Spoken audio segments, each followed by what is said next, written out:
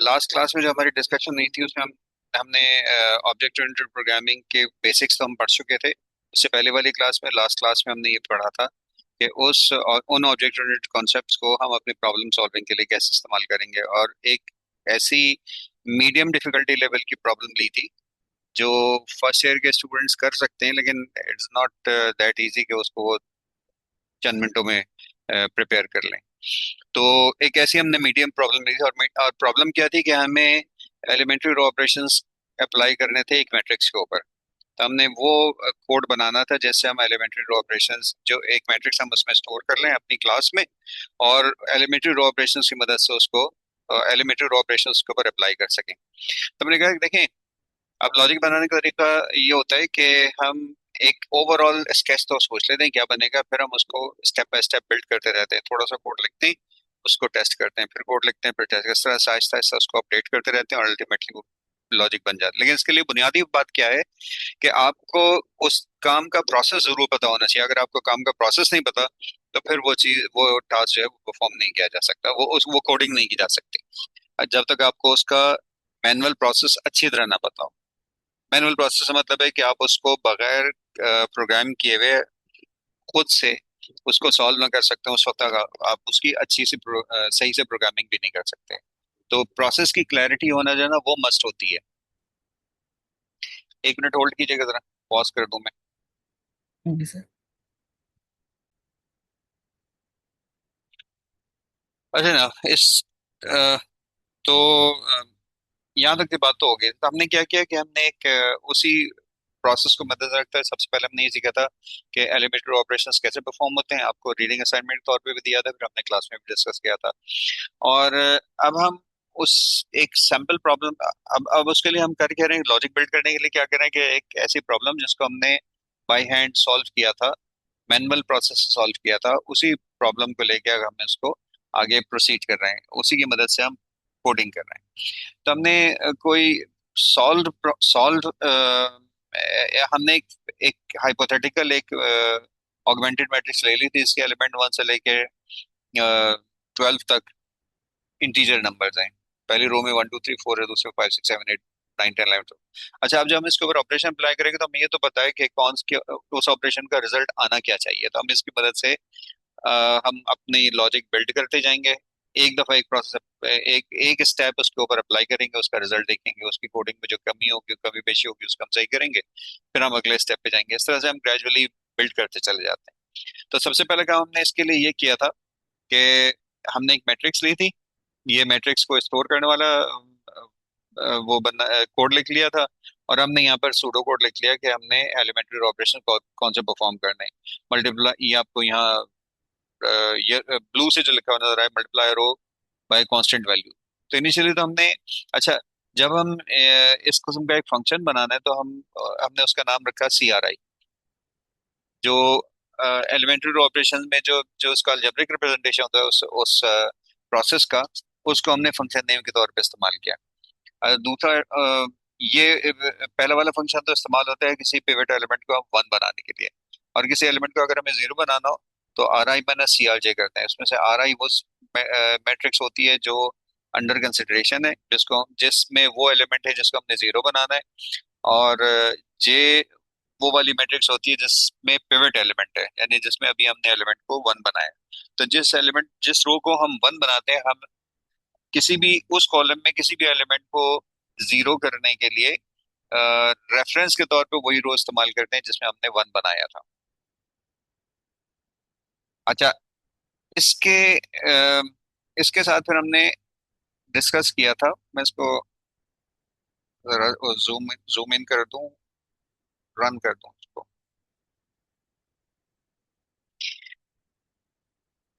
अच्छा, अब हमने क्या किया कि हमने उस फंक्शन के जो हमने सूडो कोड लिखा, उस सूडो कोड को उस सूडो कोड का फंक्शन हेडर लिख दिया। फंक्शन हेडर लिखना तो आसान है, ऊपर आपको कमेंट्स में वो लिखा हुआ है कि CRI, और उसके पैरामीटर्स होंगे C कांस्टेंट वैल्यू और I।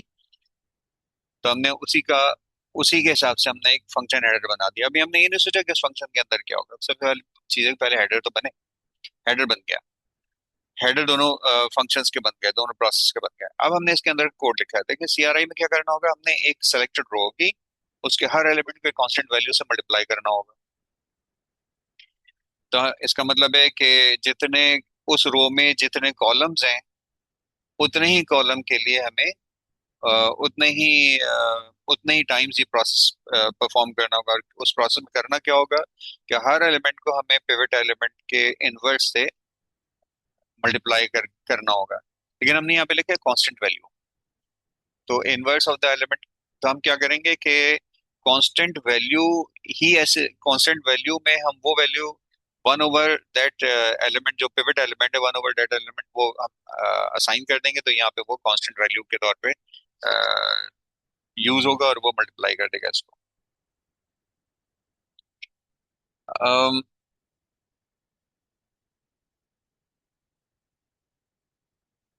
अच्छा इसके बाद हमने, अच्छा C I R I minus C R J में भी हमने ये किया कि हर एलिमेंट में से सब्ट्रैक्ट किया जो पिवट एलिमेंट वाली रो है, जो पिवट एलिमेंट में जो एलिमेंट है उसको मल्टीप्लाई कांस्टेंट वैल्यू से, और उसमें से और उसको करस्पॉन्डिंग एलिमेंट में सब्ट्रैक्ट कर दिया। तो उसका कोड हमने यहाँ लिख लिया था। ये सारी वो चीजें जो हम पिछले दफा कर चुके थे काफी डिटेल में। अब मैं इस वक्त सिर्फ आपको रिव्यू करवा रहा हूँ इसको। अच्छा, अब हम ये जो हमने फंक्शंस लिख लिए, अब इम्प्लीमेंटर क्लास भी हमने खुद ही बनाए ताकि हम अपने कोड को टेस्ट भी कर सकें। और अल्टीमेटली तो हमारी जो लाइब्रेरी बनेगी वो तो ये बनेगी जिसमें मैट्रिक्स स्टोर होती है और मैट्रिक्स के ऊपर ऑपरेशन परफॉर्म होते हैं। लेकिन इसको कोई शख्स यूज कैसे करेगा, जो इसकी इम्प्लीमेंटर क्लास है वो भी हम खुद ही बनाते हैं, क्योंकि उस क्लास को जो हम स्केलेटन कोड लिख रहे हैं, जो हम इसका लाइब्रेरी बना रहे हैं, उस लाइब्रेरी को हम इस्तेमाल करके देखें कि वो लाइब्रेरी हमारे प्रॉब्लम्स को सॉल्व सही तरीके से प्रॉब्लम को सॉल्व कर सकती है या नहीं कर सकती। तो हम अगले स्टेप पे ये गए कि जो हमने फंक्शन लिखे थे इसकी मदद से जो मैट्रिक्स हमने इसमें स्टोर की हुई है उसको हम अ, उसको हम वो ऑपरेशंस के ऊपर परफॉर्म करके देख लें। तो पहली लाइन में ये हमने मैट्रिक्स इसमें स्टोर की। दूसरी लाइन में हमने अपनी मैट्रिक्स क्लास का ऑब्जेक्ट क्रिएट किया और उसमें ये 2D अरे जो पास ऑन कर दी। तो ये कंस्ट्रक्टर जो हमने बनाया हुआ था उसमें आपने देखा था उसमें क्या होगा कि जो 2D अरे मैट्रिक्स हमने यहाँ पे पास पास की है, ये हमारे क्लास लेवल पे जो हमने 2D अरे डिफाइन की है उसमें जाके स्टोर हो जाएगा। यानी यूजर की प्रोवाइडेड मैट्रिक्स हमारे क्लास के अंदर जो 2D मैट्रिक्स है उसके अंदर जाके उसके एलिमेंट के तौर पे सेव हो जाएगी। मैंने पहले सबसे पहले काम ये किया कि ये देखें कि मैट्रिक्स के जो एलिमेंट्स हैं वो सही स्टोर भी हो रहे हैं या नहीं हो रहे। तो हमने इससे अगली लाइन के ऊपर डिस्प्ले करवा दी वो मैट्रिक्स। अच्छा, डिस्प्ले डिस्प्ले करवा के फिर हमने उसका रिजल्ट चेक किया। जरा सा हम एक दो एलिमेंट आगे आ गए थे, नहीं बीच में से एक स्लाइड मिस हो गई है। तो हमने ये किया था, नीचे वाला जो कोड लिखा हुआ है ना, my matrix dot C R I, ये 1/6 1/6.0 वाला, ये कोड हमने बाद में लिखा था। पहले हमने किया था कि ये जो तीन लाइनें लिखी थी इसको इन तीन लाइनों को लिख के हमने कोड डिस्प्ले किया था, इसको एग्जीक्यूट किया था, और ये चेक किया था कि जो मैट्रिक्स हमने पास किए वो हमारे क्लास में सही स्टोर हुई है या नहीं हुई है। तो डिस्प्ले से पता चल रहा था कि जो एलिमेंट हमने यहाँ से पास ऑन किए थे एग्जैक्टली वही स्टोर हुए हैं और उन्हीं पोजिशन पे स्टोर हुए हैं जिन पे इनको स्टोर होना चाहिए था। ये सिर्फ कंफर्मेशन के लिए, ऑब्वियसली हमने एक सिंपल असाइनमेंट स्टेटमेंट था उसे जाना तो वही चाहिए था, लेकिन फिर भी हमें एक एक करके एहतियात से आगे बढ़ते हैं ताकि हमारे पास बल्क ऑफ प्रॉब्लम एक साथ ना जमा हो जाए। जैसे ही एक प्रॉब्लम आए हम उसको पहले सॉल्व कर लें और फिर उसके बाद उसको आगे बढ़ें। अच्छा, जब ये हो गया था फिर हमने कहा कि अच्छा अब इस अगले स्टेप पे जाते हैं, हम किसी एक एलिमेंट को वन बना देते हैं। वन बनाने के लिए हमने ये जो 6 है, ये जो 6 है इसको हमने यूज किया था।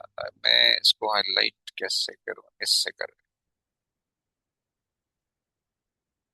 तो इसको हमने हाईलाइट, इस एलिमेंट को हमने वन बनाया था। इसको वन बनाने के लिए क्या करेंगे कि इस पूरी रो को, यानी ये सेकंड रो है, सेकंड रो को हम डिवाइड करेंगे 6 से। लेकिन हमने जो फंक्शन बनाया है उसमें तो हम कांस्टेंट वैल्यू से मल्टीप्लाई करते हैं, लेकिन उसी मल्टीप्लिकेशन से डिवीजन कैसे हो सकती है कि जिस एलिमेंट से हमें डिवाइड करना है उसका इन्वर्स ले लें, उसके इन्वर्स से मल्टीप्लाई कर दें। तो हमने माई मैट्रिक डॉट टी कॉल किया और उसमें जिस एलिमेंट को हमने वन बनाना था उसको 1/6 से मल्टीप्लाई किया। वो इक्विवेलेंट हो गया 6 से डिवाइड करने के। और यहाँ पे रो नंबर वन मेंशन किया। अच्छा, जन जो काउंटिंग है उसके लिहाज से तो ये सेकंड रो है, लेकिन आपको पता है कि प्रोग्रामिंग में इंडेक्सिंग जीरो से शुरू होती है, लिहाजा ये जो एलिमेंट है, ये जो रो नंबर है ये रो नंबर आएगा वन। तो हमने यहाँ पे जो फंक्शन कॉल किया उसमें जो कांस्टेंट वैल्यू पास की 1/6, और जो मैट्रिक्स है जो रो नंबर है उसको हमने दिया वन। और फिर हमने इसको भी डिस्प्ले करके देखा क्या ये ऑप्शन सही रिजल्ट प्रोड्यूस कर रहा है या नहीं कर रहा, तो इसका रिजल्ट जो है वो ये आया। अब इतनी सारे एलिमेंट कैसे हो गए, हमने तो तीन रोज और चार कॉलम लिखे थे। तो बात ये कि पहला डिस्प्ले मैट्रिक्स पहली दफा जो डिस्प्ले में कॉल हुआ उसके एलिमेंट्स ये वो शुरू के तीन लाइनों में आए हुए हैं। फिर उसके बाद जब हमने कॉल किया उसके एलिमेंट्स ये आए हुए हैं।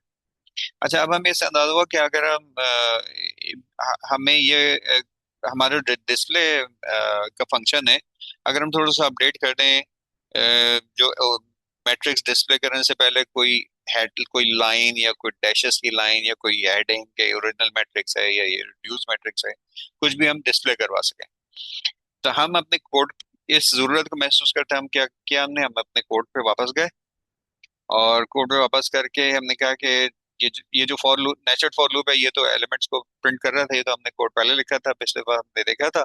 हमने इसमें इंट्रोड्यूस ये किया कि इस नेस्टेड फॉर लूप से पहले एक system dot out dot println है और नेस्टेड लूप के बाद भी system dot out dot println है।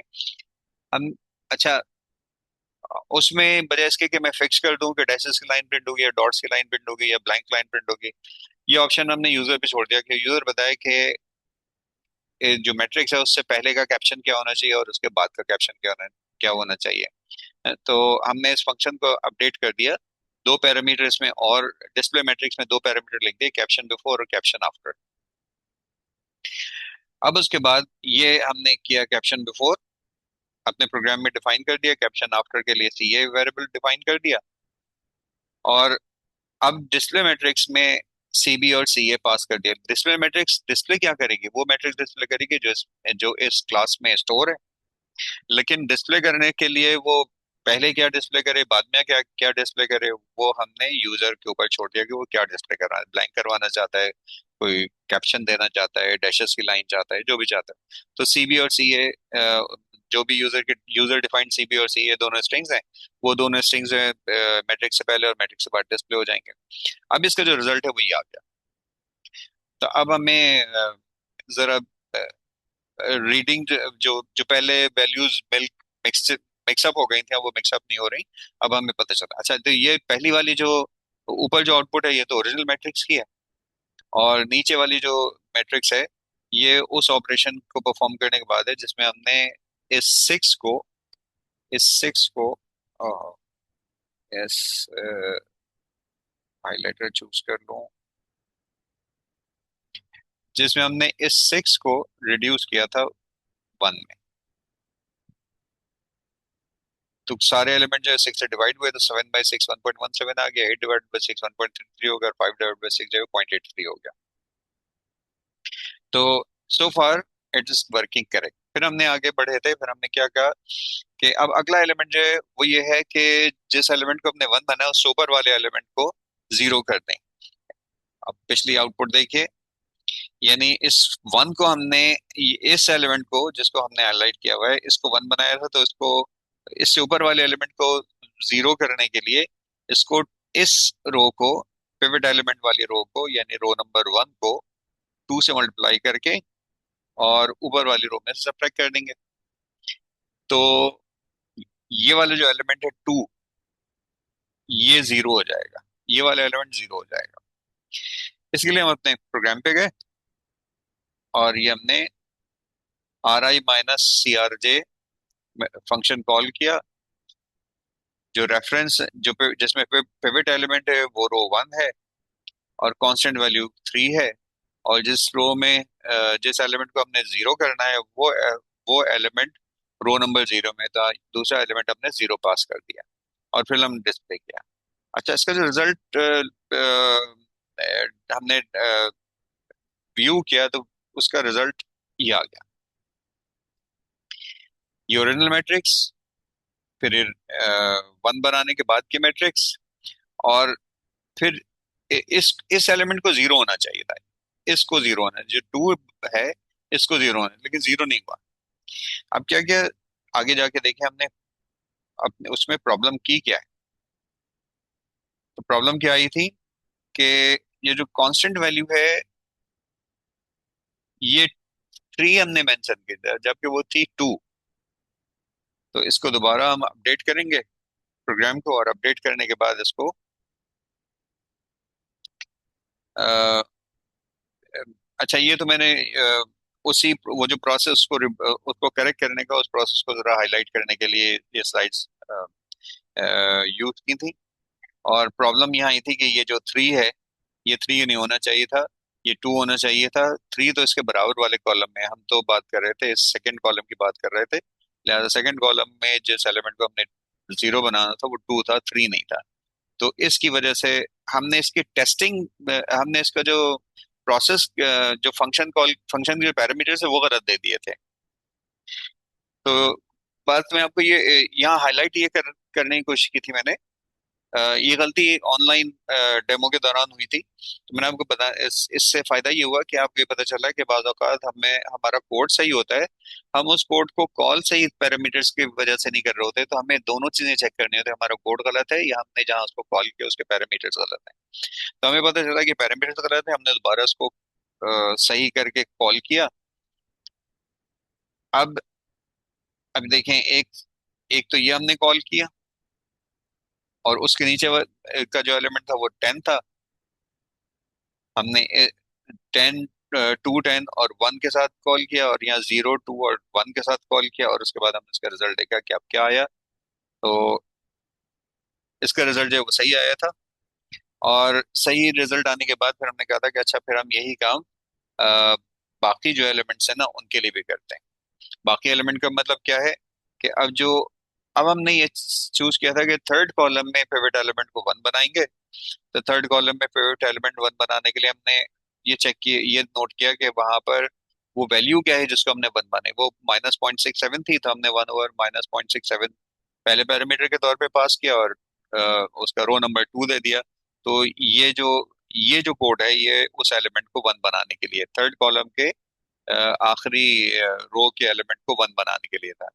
फिर उसके ऊपर जो दो वैल्यूज थी वो माइनस पॉइंट, वो 0.067 और 1.17 थी, तो हमने वहां से देख के इन वैल्यूज को यहाँ पर कॉल किया। तो अभी हम कर क्या रहे हैं, अभी हमने जनरलाइज नहीं किया, हमने कहा कि इस स्पेसिफिक एग्जाम्पल को के हिसाब से हम कोड लिख लें, उस स्पेसिफिक एग्जाम्पल के लिहाज से जो हम कोड लिख रहे हैं, जिससे हम ये चेक कर रहे हैं कि हमारी ओवरऑल कम से कम इस एग्जाम्पल को परफॉर्म करने के लिए हमारा कोड सही हो। तो हमने जो सेकंड कॉलम था उस कॉलम के लिए तो कोड सही हो गया था। अब जो थर्ड कॉलम था उसको हमने एहतियात से जरा उसको उसके पैरामीटर्स देखे और सेम फंक्शंस को हमने कॉल किया, और उसके बाद हमने इसका रिजल्ट नोट किया, और उसका रिजल्ट उसका रिजल्ट जो है वो सही आ गया था। उसके बाद हमने क्या कहा, उसके बाद हमने कहा कि अब ये तो हमने वैल्यूज देख देख के लिखी है, 1/6.0 हमने वैल्यू देख के लिखी थी, पर यहाँ पे हमने जिसको अब इसको वन जीरो बनाना था, तो वहां पर वैल्यू टेन आनी थी, कांस्टेंट वैल्यू हमने वहां से मैट्रिक्स में से देख के लिया। हर दफा हम प्रोसेस प्रोसेस एक स्टेप परफॉर्म करने के बाद ये देखते हैं कि अब वैल्यूज क्या है, उन वैल्यूज के हिसाब से उन वैल्यूज के हिसाब से हम उस फंक्शन को कॉल करते थे कि हमें अगला प्रोसेस चाहिए है। लेकिन प्रोग्रामिंग में अब ये तो ऐसी बात हो गई कि अगर कोई अगर हम अपना ये प्रोग्राम बनाए किसी को दे दें, तो उसको हर बार हर स्टेप के ऊपर जो है ना वो कोड में जा जाके चेंज करना पड़ेगा, जो कि जाहिर तो ये नहीं होता। आप प्रोग्राम तो हमने इस तरह से करना होता है कि एक दफा हम जेनरिक कोड लिख लें, फिर उसको यूजर को कम से कम इनपुट देने की जरूरत पड़े, ज्यादा काम चीजें जो है ना ऑटोमेट हो जाए। तो अब हमें इन वैल्यूज को, जो हमने कांस्टेंट वैल्यूज लिखी हैं, इनकी जगह पे वेरिएबल लिख देने चाहिए। तो हमने इस मेथड को कॉल करने के लिए 1/6 ये कांस्टेंट वैल्यू थी, उसको हमने एक वेरिएबल डिफाइन किया कांस्टेंट वैल्यू के नाम से। ये डबल टाइप पे वो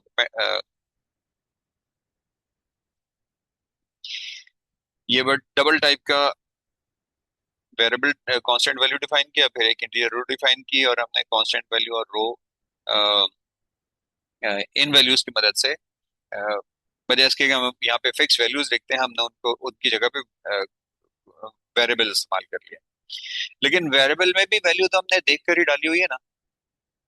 सिर्फ इतना सा फर्क आया है कि हमने जो वहाँ पे लिटरल वैल्यूज लिखी, लिटरल की जगह पे वेरिएबल आ गए, और इसके अलावा और कोई कोई चेंज नहीं आया।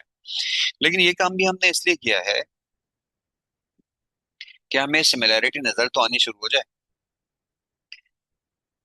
अच्छा, इस तरह से दूसरा जो है और वो था फंक्शन था, उसमें देखें मैं ये फंक्शन था जो हमने कॉल किया था।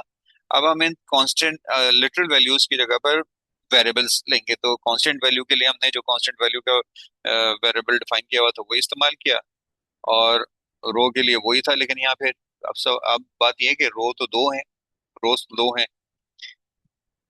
एक जगह एक एक एक पहला जो पैरामीटर है वो भी रो नंबर है, और आखिरी जो पैरामीटर है वो भी रो नंबर है। तो अब ये रो पहले आर्गुमेंट है या आखिरी आर्गुमेंट है? इसका मतलब ये हुआ कि रो की एक वैल्यू नहीं होनी चाहिए, रो नाम के एक से ज्यादा वेरिएबल होने चाहिए, और ये डिस्टिंग्विश होना चाहिए कि कौन सी वाली रो। तो अब हम इसके लिए अप्रोप्रिएट नाम सोचें। तो अप्रोप्रिएट नाम हमने अच्छा, जो जो उस वक्त क्लास के दौरान जो जहन में आया था वो ये था कि हम एक जो है वो, एक तो हमारी वो रो है जिसमें हमने एलिमेंट को वन बनाया, उसको हम कह देते हैं पिवट रो। और जिसमें हम जीरो बना रहे हैं उसको कह रहे हैं रिड्यूसिंग द रो। ये दो वेरिएबल्स हमने ले लिए ताकि पहला पैरामीटर और दूसरा पैरामीटर में है तो दोनों रोज, लेकिन दोनों डिस्टिंग्विश हो सकें कि इसमें कौन सी वैल्यू जाएगी और इसमें कौन सी वैल्यू जाएगी। तो हमने दो वेरिएबल डिफाइन किए, और रिड्यूसिंग द रो और पिवट रो, और उन वेरिएबल्स को हमने इस्तेमाल किया। इस जगह पर भी हमने इसको भी हमने जब वेरिएबल्स की टर्म्स